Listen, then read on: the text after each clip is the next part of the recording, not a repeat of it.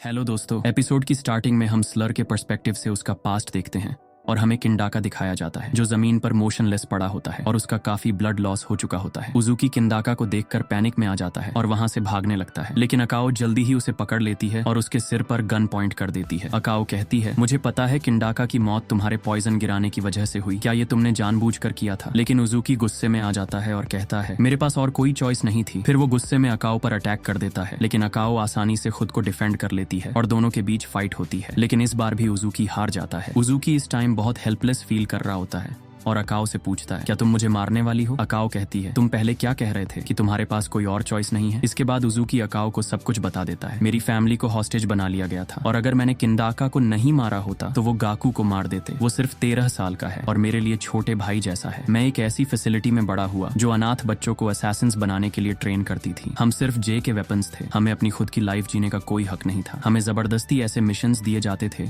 जो सोचकर भी डर लगता है और उन लोगों को मारना पड़ता था जिन्हें हम मारना नहीं चाहते थे। और ये सब करवाने वाला वही इंसान था जो इस ऑर्फनेज को चलाता है, वो है असाकी। ये सुनकर अकाओ शॉक हो जाती है क्योंकि उसे अंदाजा ही नहीं था कि इसमें बच्चे भी इन्वॉल्व हैं। तभी अचानक कुछ जे के असैसिन्स वहां आ जाते हैं और दोनों पर किंडाका का मर्डर करने का इल्जाम लगा देते हैं। अकाओ कंफ्यूज हो जाती है और उजुकी उनसे कहता है, अकाओ इनोसेंट है, उसका इससे कोई लेना देना नहीं है। एक आदमी उजुकी से कहता है, अगर तुम चुपचाप सरेंडर कर दोगे तो अच्छा होगा। उजुकी भी तैयार हो जाता है, लेकिन अकाओ उसे कहती है, अगर तुम उनके साथ जाओगे तो तुम मारे जाओगे। इस पर उजुकी अकाओ को कहता है, वैसे भी मैं जिंदा ही कहाँ हूँ। जब वो लोग उजुकी को हैंडकफ लगाने ही वाले होते हैं तब अकाओ एक्शन ले लेती है। वो उसके पास खड़े असैसिन्स को नॉकआउट कर देती है, उनसे गन छीन लेती है और दूसरे असैसिन्स पर फायर कर देती है। इसके बाद अकाओ उन सभी असैसिन्स को मार देती है। फिर वो दोनों वहां से भागने लगते हैं। भागते टाइम उजुकी अकाओ से पूछता है, तुमने मुझे क्यों बचाया? जे अभी भी मेरे पीछे पड़ा हुआ है। इस पर अकाओ कहती है, मेरे पास भी एक फैमिली है जिसे मैं प्रोटेक्ट करना चाहती हूँ, इसलिए मैं तुम्हारी फीलिंग्स समझ सकती हूँ। वो आगे कहती है, मुझे लगता है कि तुम कोई बैड पर्सन नहीं हो। ये सुनकर उजुकी की आंखों में आंसू आ जाते हैं। इसके बाद हमें कुछ टाइम बाद का सीन दिखाया जाता है। वो दोनों एक गली में होते हैं। उजुकी कहता है, मैं अल्कमार ऑर्फनेज वापस जाना चाहता हूँ। अकाओ उजुकी से कहती है, ऐसा करने से बस तुम्हें और ज्यादा सफरिंग्स मिलेगी और वही सब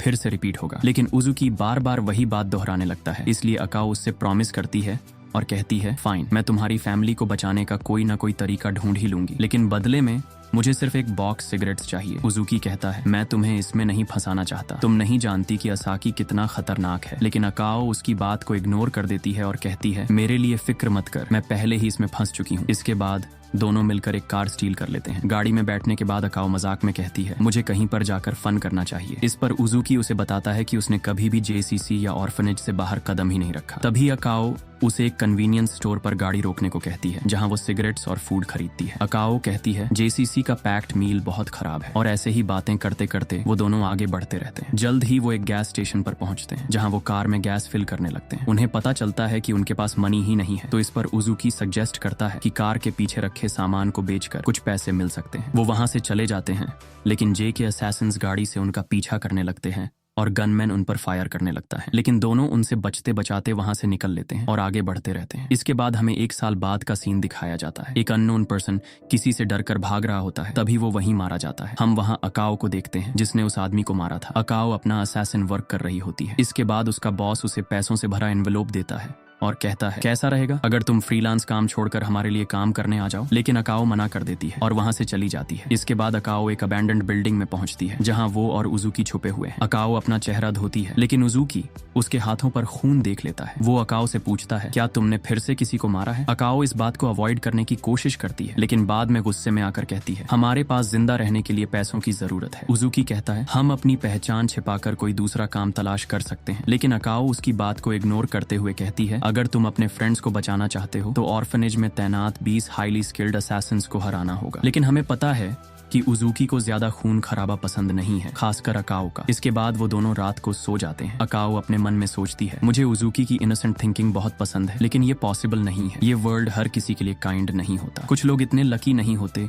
कि उन्हें हमेशा गुड ट्रीटमेंट मिले। इसी वजह से मुझे ये रिस्पॉन्सिबिलिटी लेनी होगी कि मैं इस वर्ल्ड को ऐसा बनाऊं जहां काइंड पीपल अपनी काइंडनेस बनाए रख सकें। इसके बाद सीन असाकी की तरफ शिफ्ट होता है। एक असैसिन असाकी को रिपोर्ट करने आता है और उसे सब कुछ बता देता है। जब असाकी को ये पता चलता है कि अकाओ उजुकी के साथ है और इलीगल असैसिनेशन मिशंस ले रही है, तो वो इरिटेट होकर पूछता है क्या वो वही वुमन है जो उजुकी को मैनिपुलेट कर रही है। इसके बाद सीन फिर से अकाओ की तरफ शिफ्ट होता है। अकाओ को एक नया असैसिनेशन मिशन मिलता है जिसमें उसे एक कंपनी की हेरिस, जो कि 14 साल की लड़की है, उसे असैसिन से बचाना है। दूसरी तरफ उजुकी अकाओ का टेक्स्ट पढ़ता है जिसमें लिखा होता है कि वो कुछ दिनों में वापस आ जाएगी। उजुकी बहुत गिल्टी फील कर रहा होता है क्योंकि वो खुद छुप कर रहता है जबकि अकाओ अपने हाथ खून से रंग लेती है। तभी अचानक असाकी उसके पीछे अपीयर हो जाता है और कहता है तुम इस गंदी जगह में कैसे रह सकते हो, तुम्हारा ये छोटा सा एडवेंचर खत्म होता है, हम वापस अल्कमार जा रहे हैं।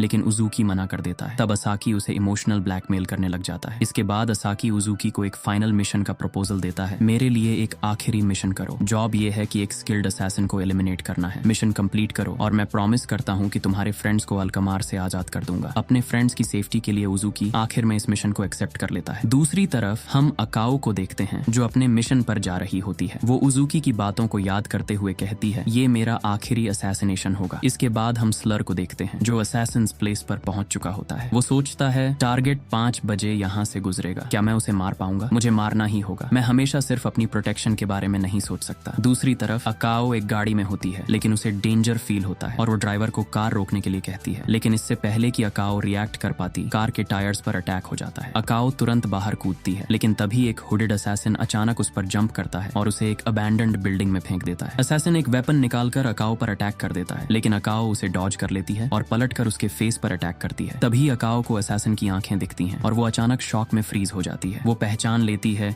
कि ये कोई और नहीं बल्कि उजुकी है। अकाओ अपना गार्ड डाउन कर लेती है और उसी मोमेंट उजुकी अपना ब्लेड उसके दिल के आर पार कर देता है। अकाओ की हुडी नीचे गिर जाती है और उजुकी भी उसे पहचान लेता है। वो शॉक में चला जाता है कि उसने अकाओ को मार दिया। अपने लास्ट मोमेंट्स में अकाओ कहती है मैं तुम्हें बचाना चाहती थी ताकि अच्छे लोग अच्छे बने रह सकें। जैसे ही अकाओ की डेथ होती है असाकी उसके पीछे आकर कहता है उजुकी तुम्हें शोक मनाने का कोई राइट्स नहीं है, तुम्हारी खुद की फूलिश चॉइसेस तुम्हें यहाँ तक लाई हैं। अब पीस और हैप्पीनेस की उम्मीद मत करो, तुम इस वर्ल्ड से कभी एस्केप नहीं कर पाओगे। उजुकी उसकी मौत का शोक मनाते हुए चुपचाप अकाओ को अपने कोट से ढक देता है। तभी पीछे से साकामोटो वहां आ जाता है। इसके बाद हमें पता चलता है कि ये सब असाकी के प्लान का हिस्सा था। साकामोटो उजुकी को लगभग मार ही देता है लेकिन वो किसी तरह मिराक्युलसली बच जाता है। इसका रीजन है उसका रेयर कंजेनिटल कंडीशन जिसमें उसके इंटरनल ऑर्गन्स ऑपोजिट साइड होते हैं। ये कंडीशन बहुत ज्यादा रेयर होती है। इस कंडीशन की वजह से उजुकी बच तो जाता है लेकिन बुरी तरह घायल हो जाता है। उजुकी धीरे धीरे ऑर्फनेज की ओर लौटता है। रास्ते में वो कई लोगों से टकराता है, कुछ उसे इग्नोर करते हैं, कुछ क्यूरियोसिटी दिखाते हैं और कुछ उस पर दया दिखाते हैं। इन इंटरैक्शंस के बीच उजुकी रियलाइज करता है कि सिर्फ अकाओ ही थी जिसने कभी उसकी सच में मदद की थी। वो खुद से सवाल करता है अकाओ को ही मरना क्यों पड़ा जबकि असाकी जैसा इंसान अभी भी जिंदा है। और यही वो मोमेंट है जब उजुकी के अंदर एक नया पर्सोना जन्म लेता है। इसके बाद उजुकी अल्कामर ऑर्फनेज के बाहर पहुंचता है और अंदर घुस जाता है। उसके पास एक चेन विप होता है, उसका यूज करके वो अकेले ही उन सभी स्किल्ड असैसिन्स को खत्म कर देता है। अपने फ्रेंड्स को आजाद करने के बाद वो प्रॉमिस करता है कि वो अपने पास्ट की राख से एक नया फ्यूचर बनाएगा और इसके आगे क्या होगा वो हम देखेंगे अगली वीडियो में। और इसी के साथ आज का वीडियो खत्म होता है।